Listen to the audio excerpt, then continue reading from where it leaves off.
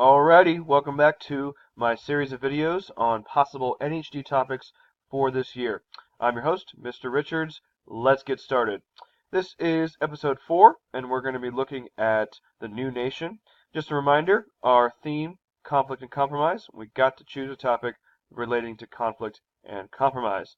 So, we have already done the Native Americans. We have already done the colonial history. Now we are going to go into the new nation. We are over halfway there, looking at our 6 eras of history.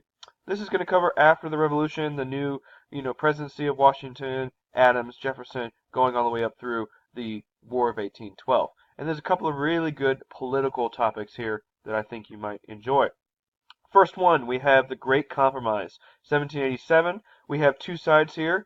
This is the side of the big states versus the small states, and they're trying to figure out the legislature, Congress. How is Congress going to be set up? How does the Constitution work? This is like the nuts and bolts of the Constitution. This is big. If this doesn't get agreed upon, then the whole thing is going to break apart or be vastly different than what we know today. And so Roger Sherman's going to come along and help them agree to have two houses of Congress, not one. That's how we get the House of Representatives, making the big states happy, and the Senate making the small states happy. And this whole thing is going to take place in 1787.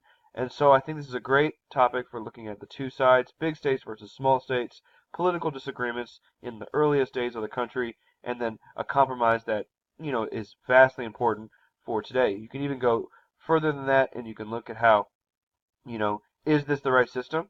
It's set up specifically so things don't get passed a lot, things move slowly. Does that work? When has that worked for us? When has it been bad? Should it be changed? Should it not be changed? There's a lot of different avenues with the Connecticut Compromise I like. All right, number 3. Let's take a look at number 3. Massachusetts Compromise. This is the Federalist and the Anti-Federalist, again debating over the Constitution. This time, the Constitution is written, but they need 2/3 of the states to ratify it. And this is a debate over the ratification. And so what's going to happen is you have these two political parties emerging, the Federalists and the Anti-Federalists, and the Anti-Federalists are the ones like digging their heels in and saying, we are not going to do this. We need something else in the Constitution, and that is a Bill of Rights. And so everybody does end up agreeing upon it in this Massachusetts Compromise, and we do get the Bill of Rights added. And that's why they're not part of the original document, and that's why they're called the amendments, they're additions. So I think this is a great topic, looking at the emergence of political parties, the debate over the ratification, the implications if the ratification didn't take place, if the Constitution didn't get ratified, and then going real deep into the Bill of Rights. How did they decide that list? How did they agree upon 10?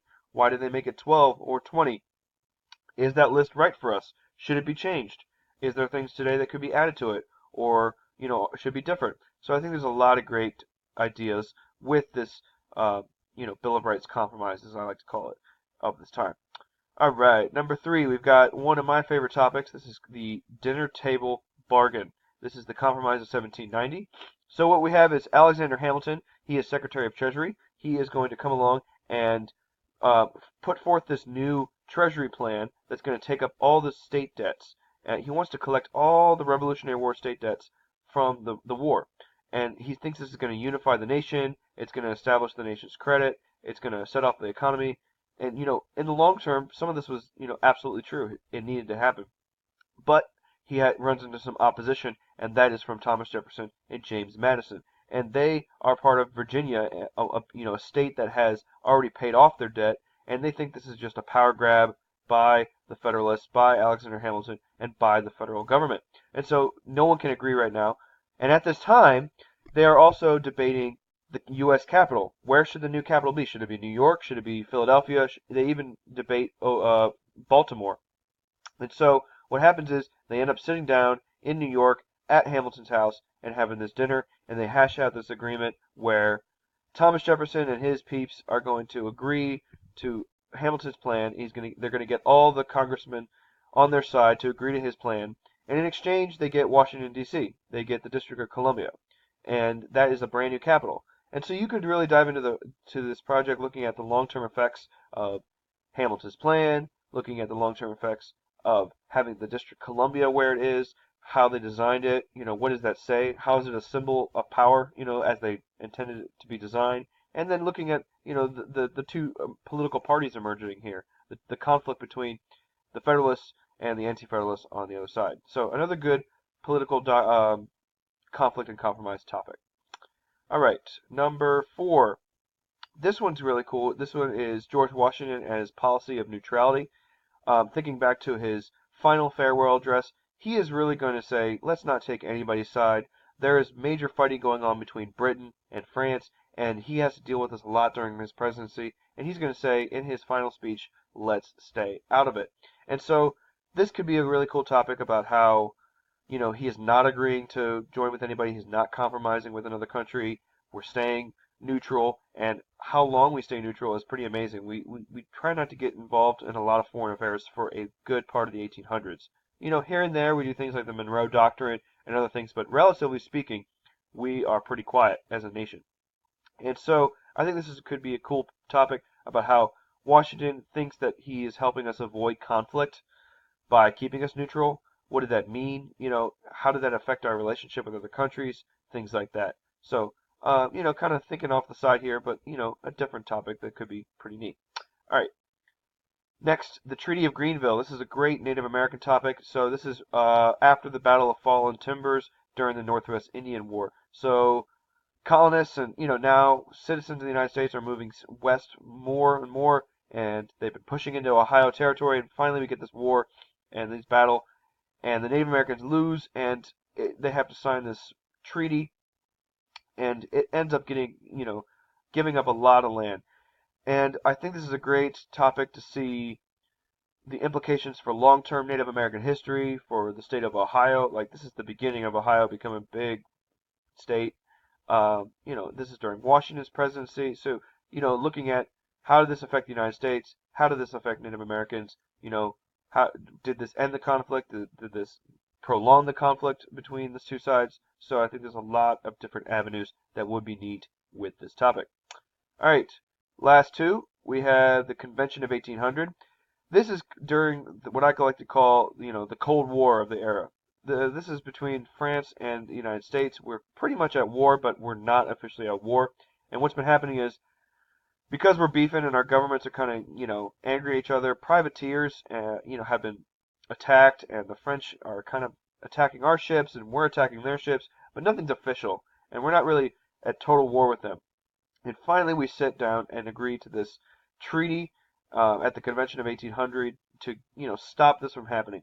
But I think this is fascinating because you could really look at how the alliance that was built during the Revolution between France and the United States had broken down by this time. But why were we so angry at each other by this time? Within a 30 years time span, we had totally, our friendship looked like it was totally on the brink of destruction.